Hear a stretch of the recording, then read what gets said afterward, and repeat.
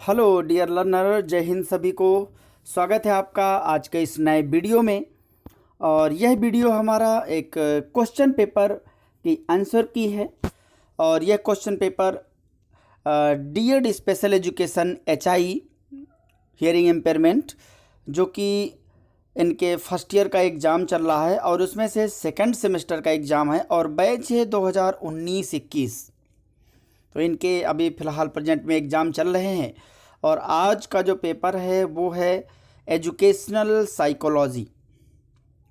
देख सकते हैं आज ही की डेट है 16/7/2021, यानी कि 16 जुलाई 2021। तो आज ही का ये पेपर है। तो आज हम इसमें एकदम फुल एक्सप्लेन के साथ जानेंगे कि कौन सा आंसर सही है, कौन सा गलत है, और अगर कोई सही है तो क्यों सही है, इसके बारे में हम पूरी जानकारी हासिल करेंगे। तो बने रहें वीडियो के अंत तक, पूरा देखें ताकि आपको पूरी जिज्ञासा शांत हो सके। और हम संभावित उत्तर देखते हैं। संभावित इसलिए क्योंकि फाइनल जो होती है बोर्ड ही निकालता है, लेकिन वो सही उत्तर ही होते हैं। बट जो फाइनल है वो बोर्ड ही निकालेगा, उसको फाइनल उसी को कहते हैं। तो चलिए देखते हैं हम आज के प्रश्नों को।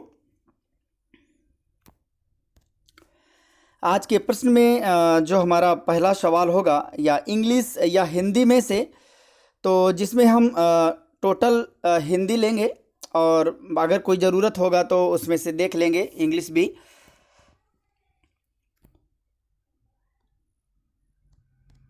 ये देखिए, ये रहा आपका आज का जो पहला सवाल है। क्वेश्चन पहला कह रहा है कि निम्नलिखित में से कौन सा सीखने का नियम थॉर्नडाइक थ्योरी पे आधारित नहीं है। आप जानते हैं कि थॉर्नडाइक ने सीखने के नियम दिए थे। कौन कौन से दिए थे? लॉ ऑफ रेडीनेस जो पहला है, लॉ ऑफ इफेक्ट जो कि प्रभाव का नियम है, और लॉ ऑफ एक्सरसाइज यानी कि प्रैक्टिस, अभ्यास का नियम। ये तीन उन्होंने दिए थे। लेकिन हमारा सवाल क्या कह रहा है कि आधारित नहीं है। तो इसलिए हमारा सही जवाब क्या हो जाएगा? हमारा सही जवाब हो जाएगा डी, ऑपरेंट कंडीशनिंग का नियम। यानी कि हमारा सही जवाब क्या हो जाएगा? पहला का डी, ऑपरेंट कंडीशनिंग का नियम। क्योंकि ऑपरेंट कंडीशनिंग थ्योरी स्किनर ने दी थी, वीएफ स्किनर ने। तो इसलिए हमारे यहां से मैच नहीं खाता, इसलिए हमारा D is the correct answer. दूसरा देखते हैं कि निम्नलिखित में से कौन सा कारक अध्ययन को प्रभावित करता है। जो हमारा लर्निंग होता है उसको इफेक्ट करता है, प्रभावित करता है, मोटिवेशन भी करता है, थकान भी करती है, और मान लीजिए कि परिणाम या हमारा जो ज्ञान होता है वो भी प्रभावित करता है। तो इसलिए हमारा उपरोक्त सभी हो जाएगा और D is the correct answer. तीसरा देखिए, तीसरा क्या कह रहा है कि बुद्धिमत्ता यह डॉट डॉट डॉट क्षमता है। अब यहां पर बुद्धिमत्ता देखिए, कह रहा है कि सोचने की, अनुभव से अध्ययन की, समस्या सुलझाने की, जो प्रॉब्लम सॉल्विंग होता है, थिंकिंग होता है, एक्सपीरियंस थ्रू लर्निंग, तो ये सभी से होता है। इसलिए हमारा D is the correct answer. चौथा देखते हैं हम। कह रहा है कि व्यक्तिगत शिक्षार्थी डॉट डॉट डॉट में एक दूसरे से भिन्न होते हैं। जो इंडिविजुअल लर्नर होते हैं और भिन्न होते हैं, देखिए कैसे। विकास के सिद्धांत में एक जैसे भी हो सकते हैं। देखिए, विकास का क्रम तो जानते हैं कि एक जैसा ही चलता है। ये बिल्कुल तय है कि सभी का पहले शैशवावस्था होगा, फिर बाल्यावस्था होगा, फिर किशोरावस्था होगा, फिर प्रौढ़, ऐसे ही होगा, वो तो क्रम है। लेकिन यहाँ भिन्न कौन सा है? देखिए, विकास की दर, डी हमारा जो चौथा का option B is the correct answer. विकास की जो दर है, रेट ऑफ डेवलपमेंट, वो हमारा सही जवाब होगा। क्योंकि हर व्यक्ति का एक जैसा रेट नहीं होता है, किसी का कुछ होता है, किसी का कुछ होता है। हाँ, डेवलपमेंट तो होता है लेकिन एक ही रेट से होगा, एक ही दर से होगा, ये नहीं, तो इसलिए भिन्न होता है। पांचवा देखिए, पांचवा क्या कह रहा है? कह रहा है कि पियाजे के अनुसार विकास के पहले चरण 0 से 2 वर्ष, जिसको हम सेंसरी मोटर स्टेज कहते हैं, के दौरान एक बच्चा डॉट डॉट सबसे बेहतर सीखता है। सीधी सी बात है, सेंसरी मोटर स्टेज है तो ए इज द करेक्ट आंसर। इंद्रियों का उपयोग करके सीखता है। अमूर्त अंदाज तो भैया फॉर्मल स्टेज आ जाता है। भाषा के नए अर्जित ज्ञान, अब ये तो बहुत आगे की बात है। तटस्थ, ये सब अलग चीज़ें हैं। लेकिन क्योंकि हमारा फर्स्ट की बात आती है, 4 स्टेजेस होती है, उनमें पहली जो स्टेज है सेंसरी मोटर स्टेज, वही हमारा इंद्रियों के उपयोग करके सीखता है, इसलिए हमारा ए इज द करेक्ट आंसर। अब देखिए छठवां, देखिए छठवां में देखते हैं कि भावनाओं का प्रबंधन यह इसका हिस्सा है, यानी कि the part of feeling of management, कि अब मैनेजमेंट को कैसे, फीलिंग को कैसे मैनेजमेंट करता है, इनका कौन सा हिस्सा है। तो समाज से भी होता है, अपना भाव भी होता है, भावनात्मक इमोशनल होता है, व्यक्तित्व भी होता है, पर्सनालिटी भी होता है, इसलिए हमारा D is the correct answer. इसके बाद हम सातवां देखते हैं। सातवां कह रहा है कि हार्वर्ड गार्डनर द्वारा विकसित थ्योरी है। आप जानते हैं कि हार्वर्ड गार्डनर ने मल्टीपल इंटेलिजेंस थ्योरी दी है, आपको बहुत अच्छे से पता है। तो थ्योरी संबंधित है ऑप्शन, इसीलिए हमारा ऑप्शन क्या सही हो जाएगा, C is the correct answer, multiple intelligence theory. आठवां देखिए, आठवां का क्या सही जवाब होगा। क्वेश्चन देखते हैं कि पियाजे के अनुसार जिस मूल इकाई से संज्ञानात्मक संरचना का निर्माण होता है, यानी कि स्ट्रक्चर बनता है, हम कुछ भी सोचते हैं, समझते हैं आगे क्या करना है, कैसे करना है। मान लीजिए कि आप विद्यालय जा रहे हैं तो आपके मस्तिष्क में एक स्ट्रक्चर रहता है कि हमें बैग पैक करना है, कैसे जाएंगे, साइकिल से जाएंगे, मोटर से जाएंगे, तो एक स्ट्रक्चर पूरा बना रहता है क्या करना है। तो वो हमारी क्या कहलाती है, स्कीमा, जिसको हम योजना कहते हैं। समानता अलग चीज है, संयोजन अलग चीज है, आत्मसातीकरण अलग चीज है। तो हमारा ए इज द करेक्ट आंसर। अब यहां पर नवा देखते हैं। नौ क्या कह रहा है कि बुद्धिलब्धि की अवधारणा एक dot dot dot dot German मनोवैज्ञानिक द्वारा दी गई थी। अब आप जानते हैं कि जो बुद्धिलब्धि की कॉन्सेप्ट है वो किसने दिया था, बी स्टर्न ने। इसके बाद जो 10वां है, 10वां देखिए कि निम्न में से कौन से वर्तन दोष हैं जिसके लक्षण प्रमुखता अनावधान और आवेगपूर्ण होते हैं। अब अनावेग मतलब एक अटेंशन, जो इम्पल्सिविटी होता है, जो आवेग होते हैं, इम्पल्सिविटी जिसे हम कहते हैं, तो ये ज़्यादातर देखिए सबसे ज़्यादा होता है ADHD में, attention deficit hyper activity disorder, इसको फुल फॉर्म कहते हैं। तो ये हमारा सही जवाब हो जाएगा। अब देखते हैं सही गलत में आते हैं, और सही गलत में जो सबसे पहला हमारा है इसके अंतर्गत, पहला क्या है, कह रहा है कि भाषाई बुद्धिमत्ता बहुबुद्धिमत्ता थ्योरी में सम्मिलित नहीं है। ऐसा नहीं है। आप जानते हैं कि मल्टीपल इंटेलिजेंस थ्योरी में जो 9 प्रकार की बुद्धि बताई गई हैं उसमें से एक भाषाई बुद्धिमत्ता है, बिल्कुल है। लेकिन अगर हम इसको सही कर देते हैं तो हमारा जवाब गलत हो जाएगा, इसलिए हमें क्या करना पड़ेगा, ये हमारा जो सही आंसर होगा वो होगा कि यहाँ गलत का ऑप्शन लगाएंगे। कह रहा है कि भाषाई बुद्धिमत्ता बहुबुद्धिमत्ता थ्योरी में सम्मिलित नहीं है। अगर हम सही कर देंगे तो इसका मतलब नहीं है, तो हमारा सही जवाब क्या होगा, ये क्या होगा, ऑप्शन गलत, यानी कि ये गलत हमारा सही जवाब होगा। दूसरा देखते हैं, दूसरा पढ़िए। कह रहा है कि पियाजे की थ्योरी संज्ञानात्मक कॉग्निटिव विकास के अनुसार प्री ऑपरेशनल स्थिति के दौरान बच्चे में संरक्षण, जिसको हम कंजर्वेशन की संकल्पना मौजूद होती है। अब कंजर्वेशन की जो संकल्पना होती है वो इसमें नहीं होती है, वो कंक्रीट ऑपरेशनल में होती है, प्री ऑपरेशनल में नहीं होती है, इसलिए हमारा ये भी जवाब क्या हो जाएगा, गलत हो जाएगा।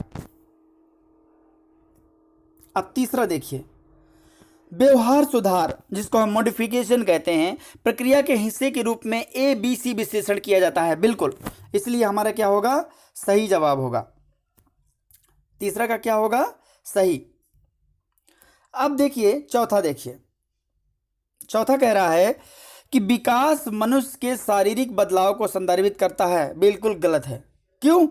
क्योंकि विकास तो भैया ऑलराउंड होता है, हमारा केवल शारीरिक रूप से थोड़ी होता है। हाँ, अगर यहाँ पर ये होता कि वृद्धि मनुष्य के शारीरिक बदलाव को संदर्भित करते तो ये बिल्कुल सही हो जाता। इसलिए हमारा ये चौथा क्या होगा, गलत होगा। क्योंकि विकास एक बहुत बड़ी चीज़ है, ऑलराउंड, ये हमेशा चलने वाली है, लाइफ लॉन्ग प्रोसेस चलता है, डेवलपमेंट होता ही रहता है। तो इसलिए हमारा चौथा क्या हो जाएगा, चौथा का जो सही जवाब होगा वो क्या होगा कि ये गलत है। अब देखिए पांचवा, देखिए कह रहा है कि गामक मोटर विकास पैटर्न में एक रूपता का अनुसरण करता है, बिल्कुल करता है, इसलिए हमारा सही जवाब है। अब देखिए रिक्त स्थान की पूर्ति, जिसमें सबसे बड़ी कठिनाई आप लोगों को देखने में मिलती है, उसको हम देखते हैं। पहला में क्या होगा, तो पहला में देखिए कह रहा है कि डॉट डॉट डॉट डॉट सूक्ष्म गामक विकास में महत्वपूर्ण क्रम माना जाता है। आप जानते हैं कि बहुत सारे इसके क्रम होते हैं, जिनमें से जो मेन है वो होता है या तो देखिए किस कंटेक्स्ट में कहा गया है, या तो यहाँ पर रीचिंग हो जाएगा, REACHING, reaching and grasping, grasping यानी कि पहुंचना और पकड़ना, या फिर ऐसे हो जाएगा कि केवल ग्रास्पिंग हो जाएगा यानी कि पकड़ने लगे किसी चीज़ों को। तो इसमें दोनों हो जाता है, तो संभावना यही कि दोनों में से कोई होगा। दूसरा देखिए कि कह रहा है कि औसत बुद्धिमत्ता की बुद्धिलब्धि होती है। ये तो अलग अलग लोगों ने माना है, लेकिन ये तय है कि लगभग 90 से 100, कोई 90 से, कोई 89 से 109 मानता है, कोई 110 मानता है। तो इसका जो हमारा सही जवाब होगा, फिलहाल हम देखते हैं 90 से 110 हमारा IQ, तो वो क्या होता है, एवरेज में आता है। तीसरा देखिए कह रहा है कि सीखने की शैली का डॉट डॉट डॉट डॉट प्रतिमान ये सुझाव देता है कि कक्षा में दृश्य श्रव्य पठन यानी कि रीडिंग राइटिंग एंड गतिबोधक काइनेस्थेटिक, तो ये हमारा एक मॉडल है, जो प्रारूप है उसको हम कहते हैं। इसका जो हमारा सही जवाब होगा यहाँ पर मैं लिख देता हूँ, VARK, ध्यान दीजिए, visual, auditory, reading and writing and kinesthetic, ये इसको रिलेट करता है। ये क्या है, वार्क एक मॉडल है। लेकिन अगर यहाँ पर रीडिंग राइटिंग ना पूछ करके सीखने के तरीके में वैक होता तो वो अलग चीज़ होती। तो फिलहाल हमारा जो सही जवाब है VARK मॉडल। ओके, चौथा देखिए कह रहा है कि ADHD का फुल फॉर्म है, जो मैंने ऊपर बताया था। क्या बताया था, अटेंशन डेफिसिट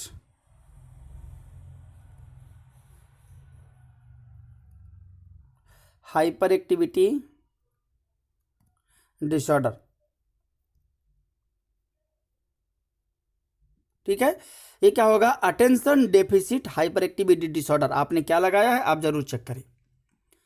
अब देखते हैं पांचवा, कहता है कि बुद्धिलब्धि की गणना करने का सूत्र है। कितना सब आसान आसान क्वेश्चन आज पूछा है कि एकदम कि IQ बराबर क्या होता है, आप सब जानते ही होंगे, लिख के अच्छा से आए होंगे। IQ बराबर MA/CA इंटू 100,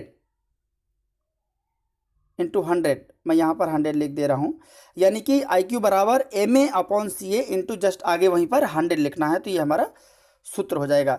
हिंदी में भी आपने लिखा होगा कि IQ बुद्धिलब्धि बराबर मानसिक आयु बटा वास्तविक आयु, या जिसको हम कहते हैं तैथिक आयु, और गुणे 100, तो वो भी हो जाएगा।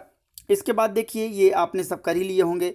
आज शॉर्ट बहुत ही आसान आसान आए हैं, जिसमें पहला देख लीजिए, शिक्षकों के लिए शैक्षणिक मनोविज्ञान के सीखने का महत्व। ये बहुत ज़रूरी है, क्योंकि शैक्षणिक मनोविज्ञान इसलिए ज़रूरी है जिससे हम ये पता कर पाते हैं कि बच्चों को कैसे पढ़ाना है, पढ़ाने की विधियों में हम साइकोलॉजी का उपयोग कैसे कर पाते हैं, हम लर्नर को कैसे समझते हैं, हम सिचुएशन को कैसे समझते हैं, टीचिंग प्रोसेस को कैसे समझते हैं, किस तरीके से हमें टीचिंग मेथड को समझने में हेल्प करता है। ये सारी चीज़ें, विकास के सिद्धांत, किस तरीके से निरंतरता, व्यक्तिगतता, दिशा का, दुनिया भर के सिद्धांत हैं, आपने लिखे होंगे।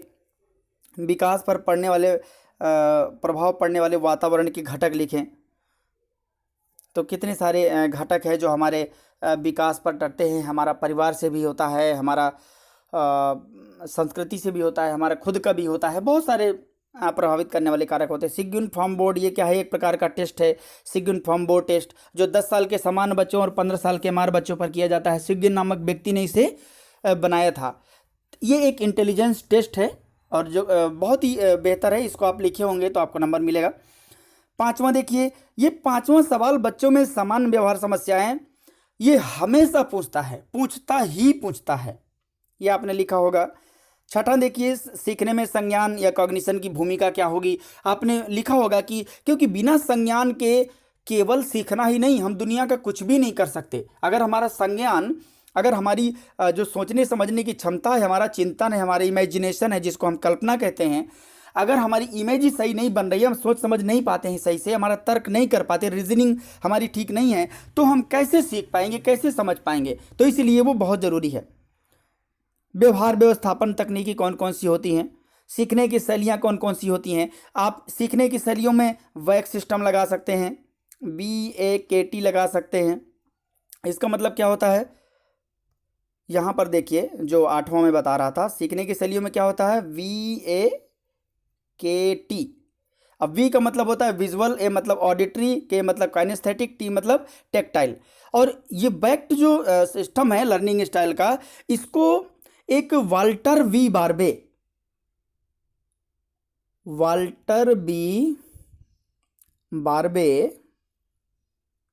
महोदय ने 1979 में इन्होंने यह मॉडल दिया था।